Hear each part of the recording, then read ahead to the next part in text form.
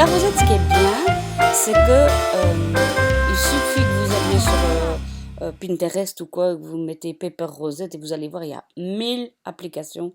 Une fois que vous pouvez les tracer, ben, vous allez voir que c'est vraiment de un, facile à tracer, de deux, qu'on peut se permettre beaucoup de fantaisie, et voilà. Comme dirait un auteur comique que je connais, c'est la porte ouverte à toutes les fenêtres. Ah, la grosse feinte. Bref, allez, trêve de plaisanterie, on se met au travail. Les, pour travailler ça, on va se mettre en format caméo, hein. Donc on va sur le format de page ici. OK, voilà. Et on choisit ici automatique caméo ou caméo. Ça dépend ce qui apparaît sur votre écran. On n'a pas besoin des repères, on n'a rien besoin de tout ça. On fait juste ça. On va sur la grille et on se met en 10 espacements et 4 divisions. Va bene? C'est parti! Vous savez qu'après, on se remettra en format portrait pour celles qui en ont besoin. Ne soyez pas inquiètes. C'est juste pour travailler qu'on se met dans ce format-là. On va sur l'outil ellipse. Donc vous avez vu que j'ai bien cliqué, afficher le quadrillage et aligner sur le quadrillage, hein. Donc on va sur l'outil ellipse. On se met sur un coin de grille. On pousse sur la touche majuscule et on tire. Et on va tracer une ellipse, un cercle de 7,5 mm. Ça va? Voilà. Et on va zoomer. On va zoomer sur la largeur. Et ce qu'on va faire, c'est qu'on va en mettre jusqu'à ce que, pas trop loin, mais pas trop près non plus du bord gauche et droit. Et on va ainsi, en utilisant la touche commande ou contrôle, ça dépend si vous avez un Mac ou un PC, et la flèche de droite pour dupliquer. Voilà. Et on va dupliquer comme ça. Je parie que j'en ai fait trop, comme d'habitude. Oui! Donc, toute celle-ci, je peux enlever. Voilà. Alors, qu'est-ce que j'ai comme longueur? On doit être à quelque chose comme 27,5, un truc dans ce goût-là. Même plus, 28,85. C'est très bien. Attendez, on va mettre quand même nos bordures de découpe pour être sûr qu'on ne fait pas d'ânerie. Afficher la bordure de découpe. On est bon. On est bon. On peut la retirer. Et maintenant, on va tracer par-dessus ceci. Et à mi-course, vous allez comprendre, à mi-course de nos cercles. Donc on va les prendre tous. On va les grouper. Commande G. On va enlever notre magnétisme du quadrillage. On va encore zoomer un petit coup. C'est pas grave si on voit pas tout. Voilà. Et on va se mettre vraiment de façon à ce que notre disque soit, vous voyez, qu'il y ait une des lignes qui passe au milieu, vraiment qui soit bien centré, milieu de nos... Vous avez compris? Merci. De nos disques. Voilà, on va y arriver. Ok? Et maintenant, je peux à nouveau faire mon magnétisme de clavier, de grille. Voilà. Et on va tracer tout simplement un rectangle qui fera à peu près 3 cm de haut. On corrigera après hein, si nécessaire. Et qui englobe... Ah ben, je vais le faire dans l'autre sens. Attendez. Je vais le faire dans l'autre sens, ce sera plus simple. Et qui englobe tous mes disques. Okay.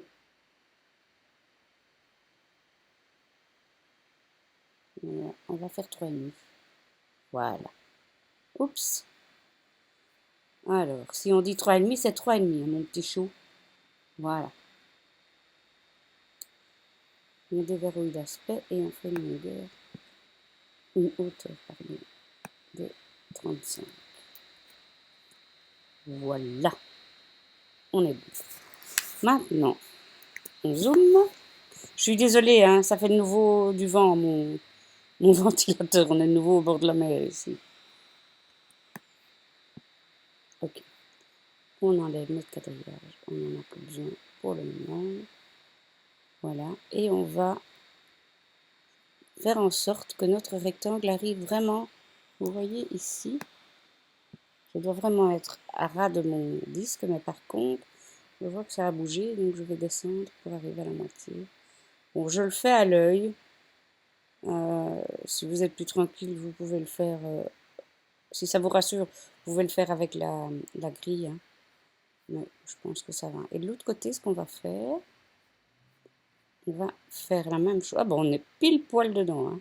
Waouh, on a bien fait ça, hein. Quasiment pile poil. Voilà. On revient à notre format de base. On sélectionne tout le bazar et on fait un clic droit, souder. Oui, youpi. On remet notre quadrillage. Moi, j'aime bien vraiment de jouer avec ce quadrillage, de l'enlever, etc. Parce que pour moi, ça pollue la vue parfois quand on doit faire des choses précises. Ok, et maintenant, on va zoomer. On va aller sur la couleur de ligne. Voilà, couleur de trait, pardon. On va se mettre en bleu, comme ça on voit bien ce qu'on fait. On va se mettre dans les pointillés. Oh, zut! Oui, c'est pas maintenant que je dois le faire. Aïe, aïe, aïe. J'ai fait CTRL commande Z pour annuler ce que je viens de faire, hein, parce que celle qui se demande comment elle a changé.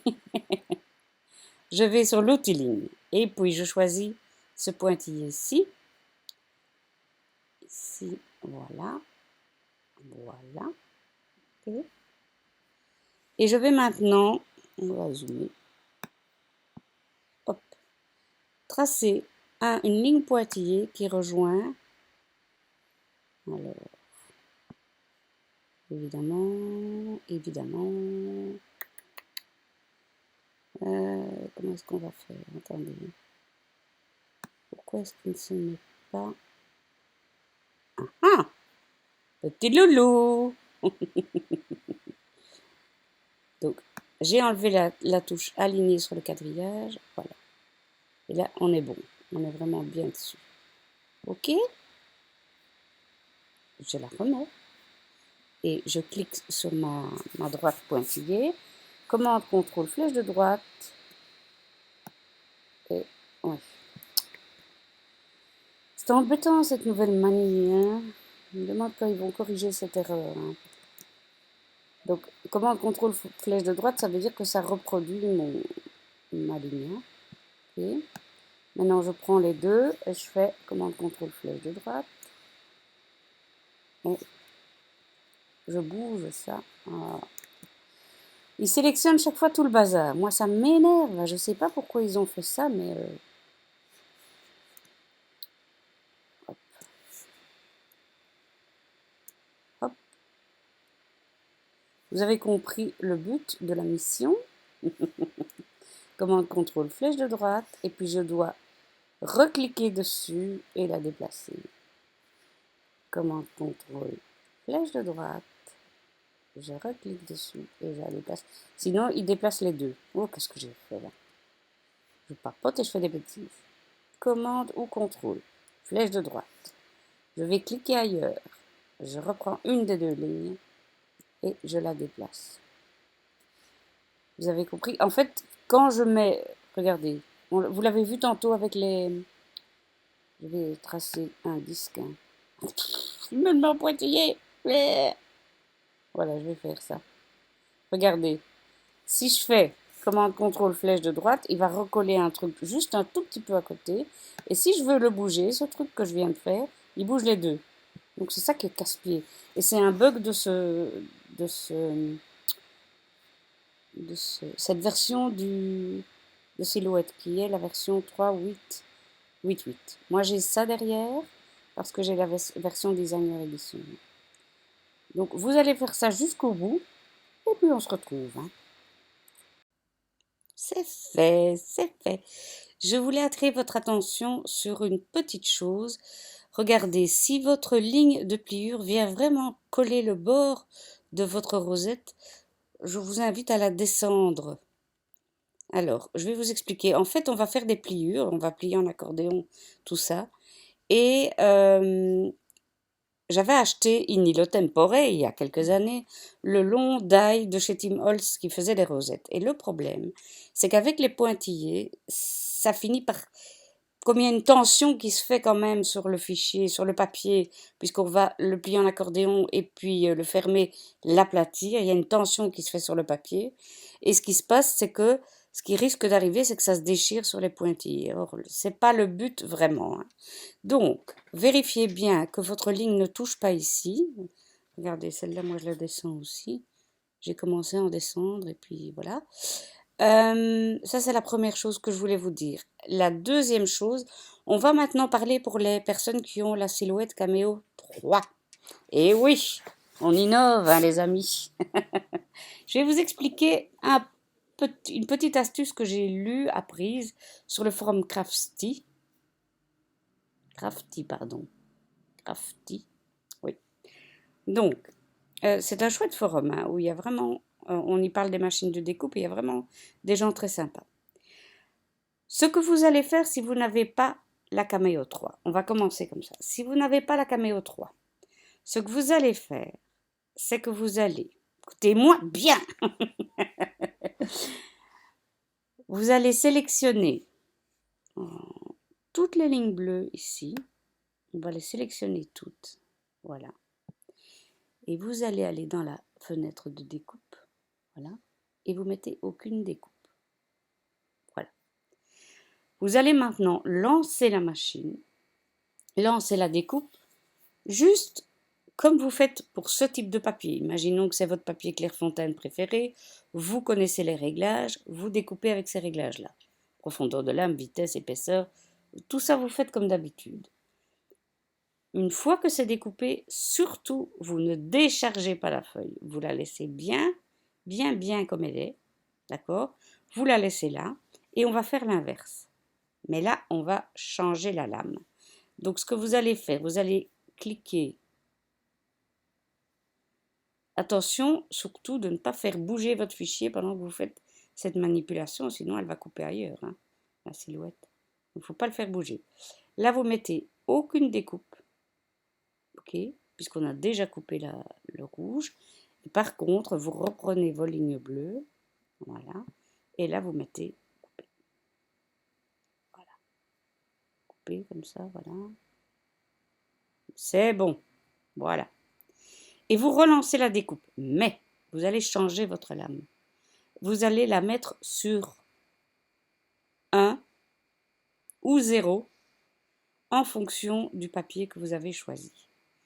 Et ça, vous devez faire d'abord un essai. Moi, je vous invite à faire un petit essai sur une chute du papier identique, évidemment, pour voir quelle est la profondeur de lame que vous devez mettre pour qu'il y ait une légère pliure. OK ? Et à ce moment-là, donc vous relancez votre machine en ayant corrigé votre lame, la profondeur de la lame, et vous allez voir que du coup, ça ne va pas se déchirer.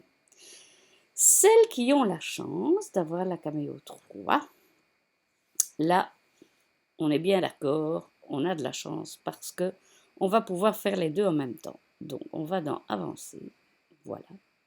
Et ça peut être trompeur, mais bon, voilà. On va choisir que la lame, ceci ça correspond à la lame, hein, d'accord? Et ceci ça correspond à la couleur de votre trait, d'accord? Donc vous allez aller sur couleur de trait. La lame rouge, on va dire qu'elle va découper le rouge, et l'autre lame, on va dire qu'elle va découper le bleu. Donc attention, ne vous trompez pas, hein. Ok? Et là, vous allez pouvoir régler lame par lame ce que vous voulez. Donc ça, c'est sympa. Donc par exemple, le trait bleu, imaginons que je choisisse le cardstock à paillettes, hein, on va dire. Et ma lame, ici, je vais la mettre sur 1. Voilà. Évidemment, dans mon petit, le petit plot bleu, c'est la lame normale. Je ne peux pas mettre la lame à cliquer, la lame automatique, d'accord? Donc ça n'a pas d'importance que je mette sur 1 ici, c'est juste pour moi, voilà. Et là, je mets lame silhouette, voilà, ok. Et puis, maintenant je vais sur le rouge, voilà. Donc là, je regarde si les autres réglages sont bons, mais pour moi, ils sont bons. Ici, pour le rouge, je suis de nouveau avec mon cardstock à paillettes. Mais là, je vais changer ma lame et je vais mettre ma lame automatique. Voilà. Et donc, celle-là, qu'est-ce que je dis? Et là, je dois vraiment mettre le numéro. Là, je dois vraiment mettre le numéro. L'autre, ça n'avait pas d'importance puisque je l'ajuste moi-même à la main. Mais celle-ci, elle va s'ajuster toute seule. Donc, je dois faire ça. Et donc, ce qui va se passer, c'est que votre machine, elle va découper d'abord avec la lame automatique. Donc, ici, vous avez bien suivi le rouge. Et puis, elle va découper avec la lame normale, le bleu, avec une lame qui est moins profonde. Et comme ça, elle fait tout en une fois. Ça, c'est la chance d'avoir la Cameo 3. Mais bon, voilà, c'est pas obligatoire. Et si vous n'avez pas la lame à cliquer, vous pouvez mettre 2 lames silhouettes normales. Mais vous les réglez à la main, c'est tout. Ça change pas grand-chose. La lame à cliquer, on n'est pas obligé de l'avoir. Ça va? Jusque-là, on suit? J'espère. J'espère avoir été suffisamment clair. Et puis maintenant, on va simplement remettre nos petits carrés. Voilà. Pour faire nos 2 disques. Alors là, le disque, ça va dépendre de ce que vous voulez faire. Je m'explique. On va faire un plus petit disque. Évidemment, il se met comme ça, celui-là. On va remettre quelque chose d'un peu normal. Voilà. Et un trait normal. Voilà. Donc, on va faire un qui fait à peu près ça et un peu plus grand. Moi, j'aime bien quand il... je se remets de nouveau comme ça, comme nichon. J'aime bien quand il est quand même relativement large. Je m'explique. Parce que ça va vous permettre de faire bien tenir votre rosette. Je dirais, plus votre disque qui va sur le dessus de la rosette est large, évidemment, mieux ça va tenir. Mais évidemment, aussi, ça va cacher la rosette, à moins que vous mettiez une grosse étoile dessous, je sais pas quoi. Donc c'est à vous de voir qu'est-ce qui vous plaît bien. En général, moi, ce que je fais, c'est que je mets un gros derrière et un plus petit devant. C'est pour ça que j'en ai fait 2. Ça va? Jusque-là, tout va bien? Allez, chouette alors. Faites chauffer la colle, on va monter les rosettes. Ah oui, je vous conseille d'utiliser un pistolet à colle parce que ça colle beaucoup plus vite. Donc faites chauffer la colle.